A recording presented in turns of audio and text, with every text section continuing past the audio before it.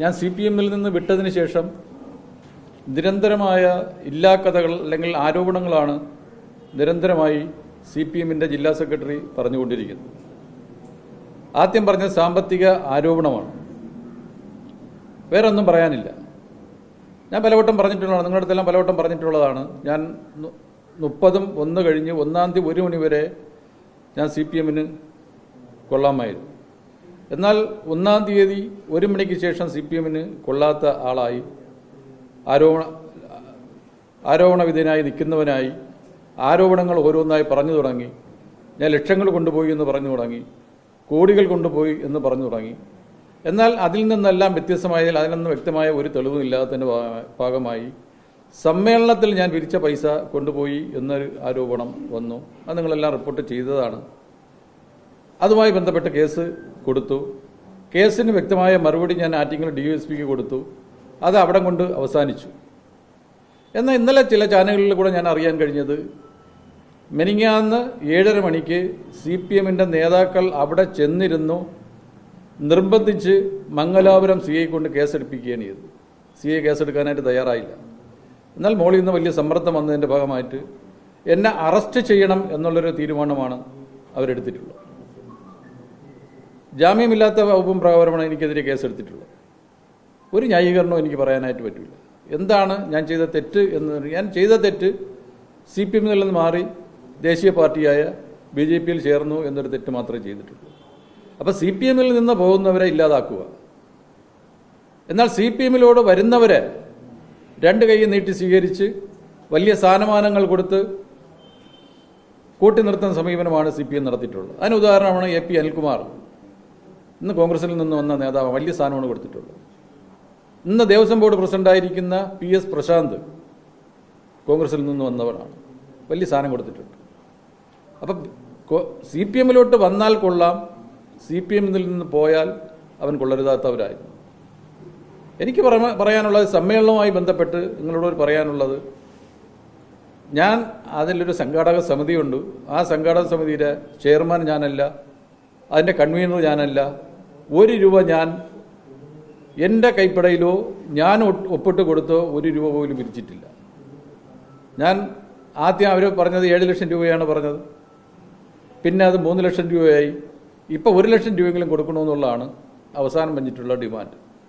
എനിക്കെങ്ങനെ കൊടുക്കാൻ കഴിയുന്നത്? ഞാൻ ഇന്ന് BJP-യുടെ സംസ്ഥാന കമ്മിറ്റി അംഗമല്ല. ഞാൻ എങ്ങനെ കൊടുക്കാനായിട്ട് കഴിയും?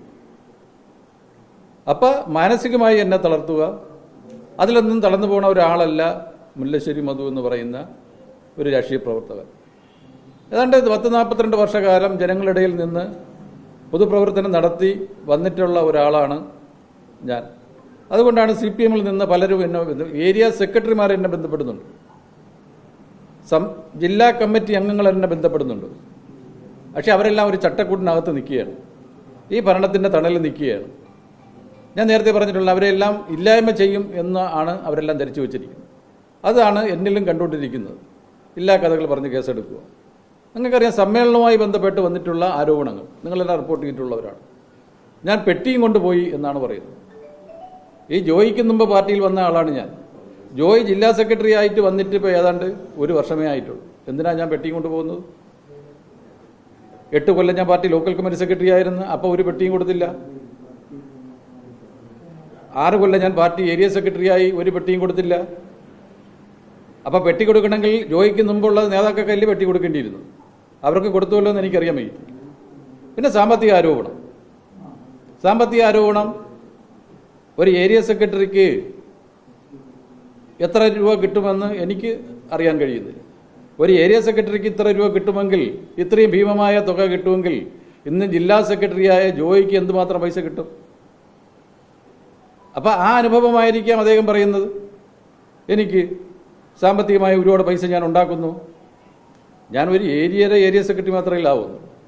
ജില്ലാ സെക്രട്ടറി അങ്ങനെയാണ്. ജോയി എന്ന് പറയുന്നത് ജില്ലാ സെക്രട്ടറി. എന്നിട്ട് തിരുവനന്തപുരം ജില്ലയിൽ 19 ഏരിയ കമ്മിറ്റി നയിക്കുന്ന ഒരാളാണ്, ഭരണതലത്തിൽ MLA ആണ്. അപ്പം ജോയിക്ക് കിട്ടുന്നത് കൊണ്ടായിരിക്കാം അദ്ദേഹം വീണ്ടും എല്ലാവരെയും അങ്ങനെ സംശയിക്കുന്നു. അതാണ് എനിക്ക് അതുമായിട്ട് ബന്ധപ്പെട്ട് പറയാനുള്ളത്. അപ്പോൾ ഓരോ കാര്യങ്ങൾ പറയുമ്പോഴത്തേക്ക് കാര്യകാരണം പറയാനുള്ള, സഹിതം പറയാനുള്ള ഒരു ജാഗ്രത ജില്ലാ സെക്രട്ടറി എന്നുള്ളതിൽ ജോയി കാണിക്കുന്നു. ഞാൻ ഒരു പെട്ടിയും കൊണ്ടുപോയിട്ടില്ല. പിന്നെ അദ്ദേഹം പറഞ്ഞെന്താ, പെട്ടി സ്പ്രേ കൊണ്ടുവന്നു, 50,000 രൂപ കൊണ്ടുവന്നു. 50,000 രൂപ കൊണ്ടുവന്നെന്ന് അദ്ദേഹം എങ്ങനെ മനസ്സിലാക്കിയത്? 50,000 രൂപ ആയതുകൊണ്ടാണോ അദ്ദേഹം വാങ്ങാത്തത്? 50,000 രൂപയുടെ വില മാത്രമേ ജോയിക്കുള്ളൂ. 50,000 രൂപയാണെന്ന് എനിക്കറിയാനായിട്ട് പറ്റത്തില്ല, ഞാനങ്ങനെ കൊണ്ടുപോയിട്ടില്ല.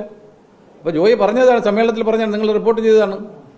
50,000 രൂപ കൊണ്ടുവന്നു, പെട്ടിയിൽ സാധനങ്ങൾ കൊണ്ടുവന്നു. എനിക്ക് ചോദിക്കാനുള്ള ജോയിയുടെ അടുത്ത് ഈ 50,000 രൂപയാണെന്ന് ജോയി എങ്ങനെ മനസ്സിലാക്കാൻ ഇറക്കി വിട്ടു എന്നാണ് പറയുന്നത്. ഒരു കാരണവശാലും എനിക്ക് ജോയിയുടെ അതിൻ്റെ കാര്യമില്ല. ഞാൻ ജോയി വരുന്നതിന് മുമ്പ് പാർട്ടി ഏരിയ സെക്രട്ടറിയാണ്, അതിന് മുമ്പ് ഞാൻ പാർട്ടി ലോക്കൽ കമ്മിറ്റി സെക്രട്ടറിയാണ്. ആ സാഹചര്യത്തിൽ എന്തിനാ ജോയിയെ ഞാൻ പെട്ടിയും കൊണ്ടുപോകേണ്ട കാര്യം? അപ്പം ഇതെല്ലാം ആരോപണങ്ങൾ പറഞ്ഞ് എന്നെ ഇല്ലാതാക്കാമെന്നുള്ളൊരു തോന്നലാണ് ജോയിക്കുള്ളതെങ്കിൽ അത് തെറ്റി എന്നുള്ളതാണ് എനിക്ക് പറയാനുള്ളത്. ഇതുമായിട്ട് ബന്ധപ്പെട്ട് ശക്തമായ തീരുമാനം എടുക്കാനായിട്ട് BJPയുടെ സംസ്ഥാന നേതൃത്വം തീരുമാനിച്ചിട്ടുണ്ട്, സംസ്ഥാനത്തിൻ്റെ ജില്ലാ നേതൃത്വം തീരുമാനിച്ചിട്ടുണ്ട്. ആ പരിപാടികളെക്കുറിച്ച് ഇദ്ദേഹം പറയും. ഈ പറയുന്ന ഒരു ആരോപണങ്ങളിലും ഒരു വാസ്തവമില്ല. 1 രൂപ ഞാൻ പിരിച്ചിട്ടില്ല. കള്ളക്കേസ് എടുക്കാനായിട്ടാണ് തീരുമാനിച്ചിട്ടില്ല. കള്ളക്കേസ് എടുത്തതിൻ്റെ ഭാഗമായിട്ട് ഞാൻ മുൻകൂർ ജാമ്യത്തിന് കൊടുത്തിട്ടുണ്ട്. അത് ഇന്ന് അപ്രൂവ്ഡ് ആവും, അല്ലെങ്കിൽ നാളെ അപ്രൂവ് ആവും എന്നുള്ളതാണ് ഞാൻ വിശ്വസിക്കുന്നത്. ജോയിയുടെ ഒരു കളിയിലും പുറകോട്ട് പോകാനായിട്ട് ഞാൻ തീരുമാനിച്ചിട്ടില്ല.